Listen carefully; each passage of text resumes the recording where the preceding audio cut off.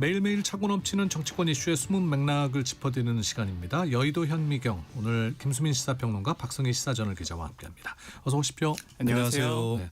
앞서 말씀드린 대로 이제 국민의힘 의원총회가 오전부터 열리고 있는데 어떤 이야기들이 오가고 있습니까? 네, 사실 장동혁 대표의 이 절윤 거부 입장 발표 이후에 오늘 의총이 아무래도 이 장동혁 대표 성토의 장이 될 것이다 이런 전망이 많았는데요.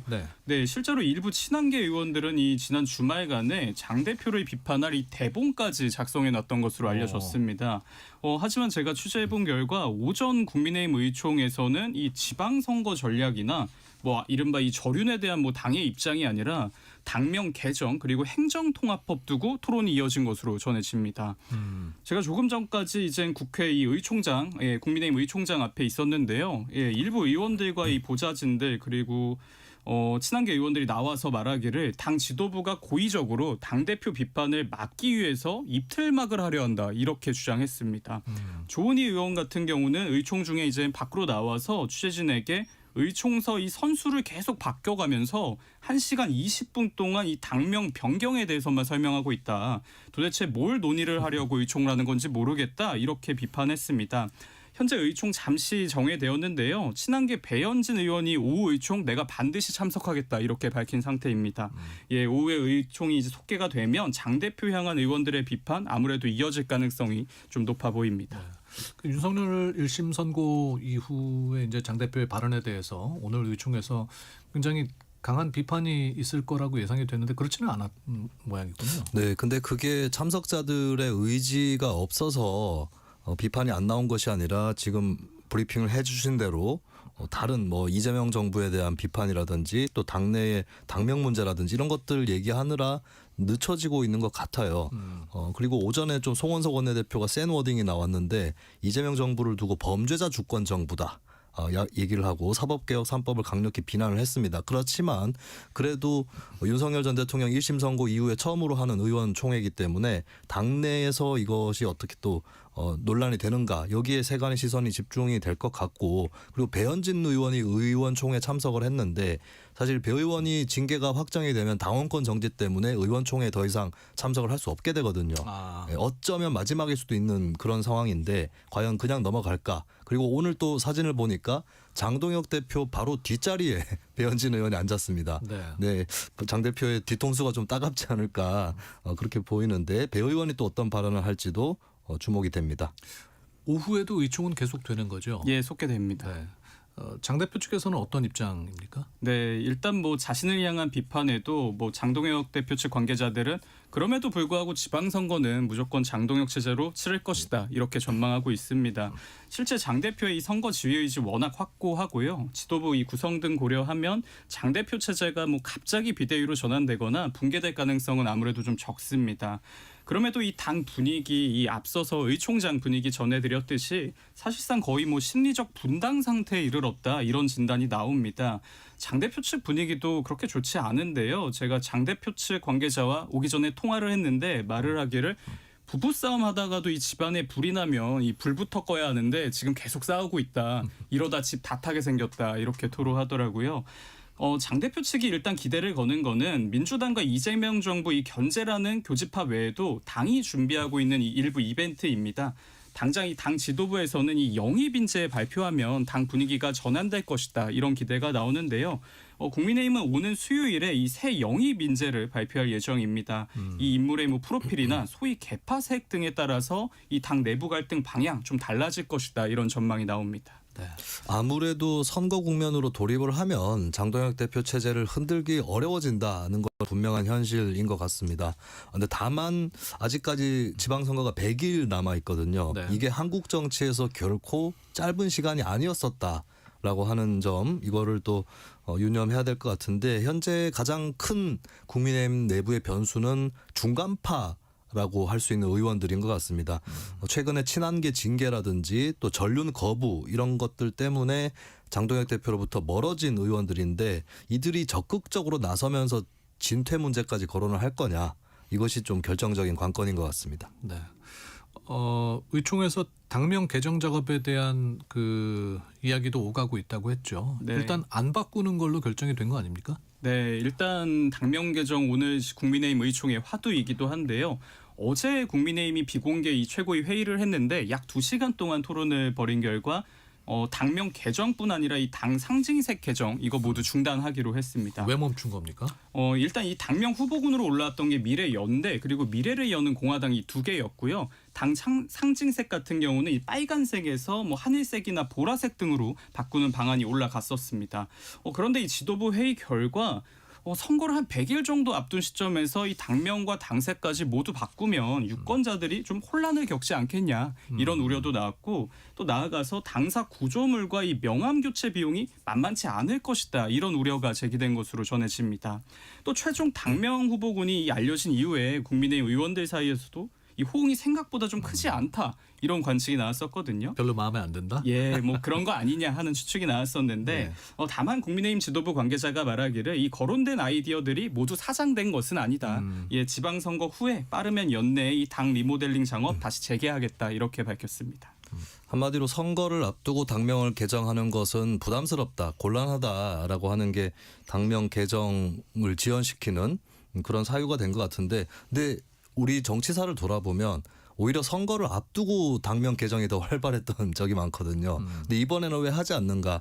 좀 비교를 해보자면 2020년 총선 때 당시 자유한국당이라는 이름을 쓰다가 미래통합당으로 바꿨습니다. 근데 그때는 총선 직전에 바꿨고 이번에는 지선 직전에 안 바꾼다라고 하는 게 국민의힘이라는 당명이 과거에 자유한국당하고 좀 비교를 해봤을 때 그래도 이 당명을 쓰는 동안 선거에서 이긴 적도 있고 또 5년 6개월을 이미 썼거든요. 네. 그런 점들에 비춰봤을 때 그리고 거기에 더해서 새로 제안된 당명들이 국민의힘보다 딱히 나은 것도 아니다. 이런 판단을 또 구성원들은 하고 있는 게 아닌가 싶습니다. 그리고 당 로고도 좀 로고 색깔에 대한 논의도 눈에 띄는 것이 하늘색하고 보라색이 거론이 됐다라고 하는데, 근데 하늘색은 사실 민주당이 파란색을 쓰고 있는데 좀 비슷한 계열로 보일 수가 있거든요. 네. 그리고 보라색 같은 경우는 이게 보라색이 예술적인 색깔로 흔히 지칭이 되지만 정치에서는 좀 원색에 가까운 색깔이 낫다는 평가가 많습니다. 근데 거기에 비해서는 좀 원색에서 벗어나 있고 또 과거에 통합진보당에서 보라색을 썼었거든요. 근데 과연 보라색을 채택할 수 있을까? 이것도 좀 궁금해집니다. 안 그래도 고민이 많을 텐데 고민이 많아 보입니다. 한동훈 전 대표가 대구를 가요? 네, 맞습니다. 사실 한동훈 전 대표 이 토크 콘서트 이후에는 뭐 별다른 공개 행보 갖지 않았었는데요. 이번 주부터 이제 본격적으로 정치 행보 재개할 것으로 보입니다.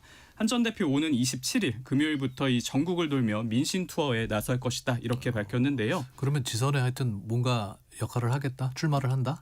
그런 관측이 아무래도 힘을 좀 얻게 되는 포인트죠. 예. 다만 뭐 한 전 대표가 아직 출마 의사를 밝힌 것은 아닙니다. 그리고 이제 민심 투어 같은 경우 구체적인 계획도 아직 알려지지는 않았는데요. 일단 첫 행선지부터 공개가 됐습니다. 어디에 갑니까? 예, 대구 어디 바로 가요? 보수의 성지라 불리는 곳이죠. 대구 서문시장입니다.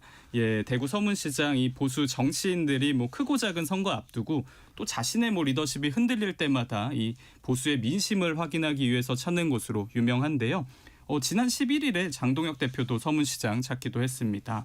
한동훈 전 대표 측은 이 대구 서문시장에서 절윤을 말한 이 한 전 대표를 향한 지지세가 절윤을 거부한 장동혁 대표보다 더 크다는 것을 이 현장 분위기와 이 지지자들의 열기로 증명하겠다는 각오입니다. 제가 계속 한동훈 전 대표에게 그래서 출마를 하는 거냐라고 묻고 있지만 궁금해요. 예, 네. 저도 너무 궁금합니다. 뭐 지선인지 재보궐선거인지. 네. 그럴 때마다 읽긴 하지만 역시 답은 받지 못하고 있습니다. 제 취재력의 한계 같긴 한데 일단 지난주 장동혁 대표의 이 계엄은 내란이 아니다 이 입장 발표 후에 한 전 대표 측 관계자들 사이에서 그래도 이제는 한동훈이 나서야 하는 때가 온 거 아니냐 이런 의견이 실제로 좀 급격하게 커진 것으로 알려졌습니다. 한동훈 전 대표 측 관계자가 말하기를 한동훈 전 대표가 이 비대위원장 맡을 때도 그리고 이 당대표가 됐을 때도 당은 항상 어려운 상황이었다. 상황이 어렵다고 한동훈 전 대표가 해야 할 일을 미루는 스타일이 아니다. 이렇게 전했습니다. 네.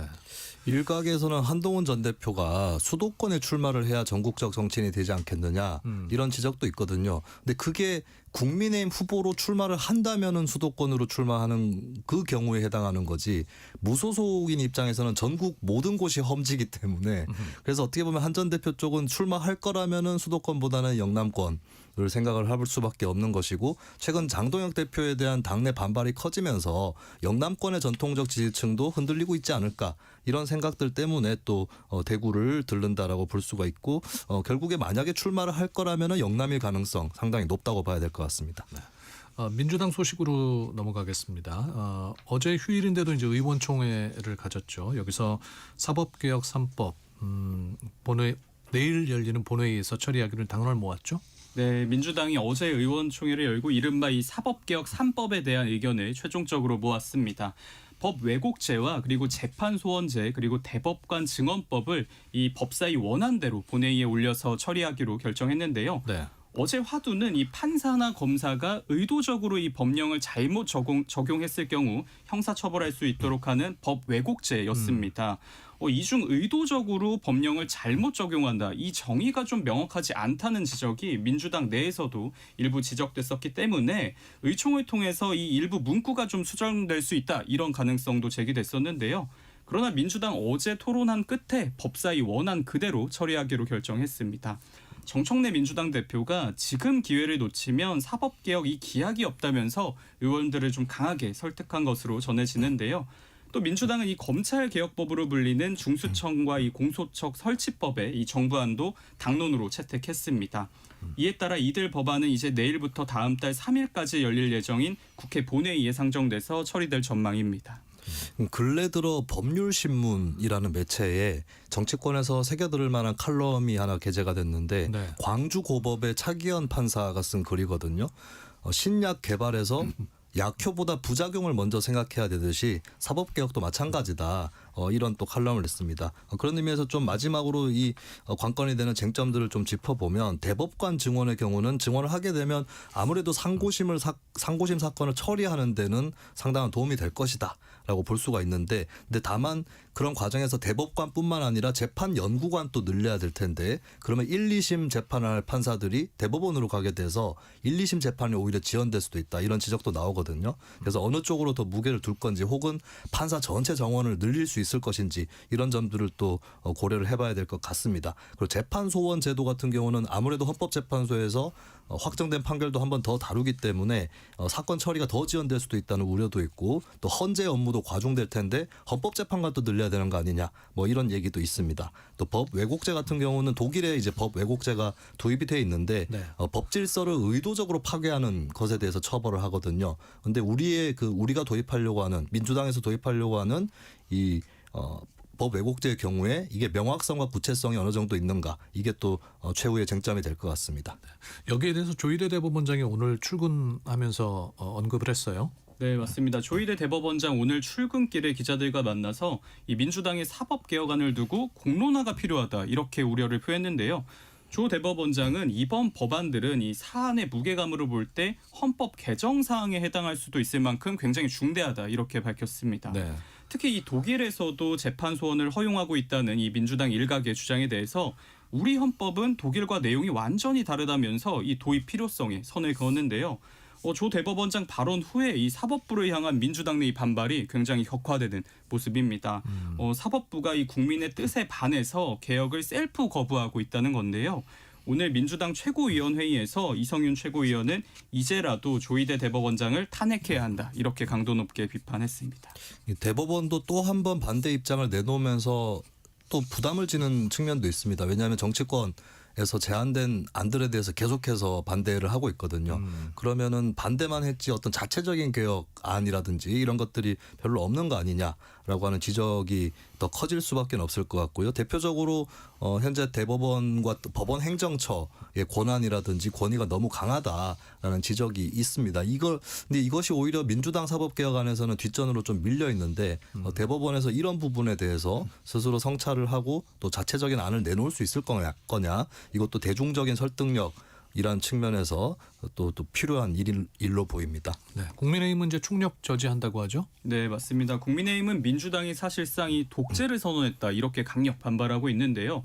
정권 입맛에 맞지 않는 판사를 감옥에 보내는 뭐 현대판 사화 예고편이다. 그리고 이재명 대통령 유죄를 뒤집어 보려는 목적이다 이렇게 비판했습니다. 최보윤 국민의힘 수석 대변인은 개혁이라는 탈을 쓰고 이 법치주의의 심장을 겨눈 사법 테러다 이렇게 강도 높게 비판했는데요. 국민의힘은 무제한 토론이죠. 즉 이 필리버스터로 표결을 지연하는 것 외에는 사실 대책이 없는 상황입니다. 이에 따라서 당장 이 천막농성 재개를 비롯해서 여론전에 집중할 계획인데요. 국회의장실은 오늘까지 여야 원내 지도부 만나서 이 사법개혁 두고 중재를 좀 시도할 예정입니다. 다만 이 사법개혁 두고 여야 이견이 워낙 커서 이 좁히기는 좀 쉽지 않지 않겠냐 이런 전망이 많습니다. 네, 여기까지 듣겠습니다. 여의도 현미경 박성희 시사저널 기자 김수민 시사평론가와 함께했습니다. 고맙습니다. 네, 감사합니다. 지금 듣고 계시는 방송